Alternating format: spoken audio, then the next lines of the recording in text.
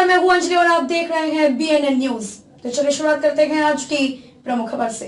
केंद्रीय मंत्री ज्योतिरादित्य सिंधिया की रानी लक्ष्मीबाई की समाधि स्थल पर नमन करने से कांग्रेस भड़क गई है। कांग्रेस ने मंगलवार को रानी लक्ष्मीबाई के समाधि स्थल को गंगाजल से धोया। कांग्रेस प्रदेश प्रवक्ता सिद्धार्थ सिंह राजावत ने पुलिस का घेरा तोड़कर रानी लक्ष्मीबाई की समाधि पर पुष्पांजलि चढ़ाई। इसके बाद पुलिस ने राजावत को अभिरक्षा में लिया। कांग्रेस की टीम रानी लक्ष्मीबाई समाधि स्थल पर दोपहर 2 बजे पहुंची। जिलाध्यक्ष रुचि गुप्ता की अगुवाई में महिला कांग्रेस समाधि स्थल का गंगाजल से शुद्धिकरण करना चाहती थी। वहां पहले से मौजूद पुलिस और प्रशासन ने महिला कांग्रेस की टीम को समाधि स्थल के मुख्य द्वार पर ही रोक दिया।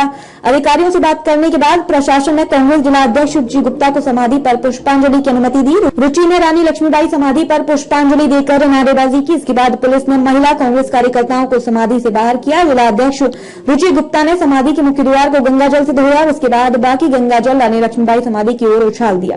इस दौरान रुचि ने कहा कि प्रशासन ने सरकार के दबाव में उनको रोक दिया है। गौरतलब है कि केंद्रीय मंत्री ज्योतिरादित्य सिंधिया ने रविवार को राजघराने का इतिहास बदल दिया। उन्होंने रानी लक्ष्मीबाई की समाधि पर सिर झुकाकर उन्हें नमन किया। 160 साल के इतिहास में पहला मौका था जब सिंधिया राज परिवार का मुखिया रानी लक्ष्मीबाई की समाधि पर उन्हें नमन करने गया हो।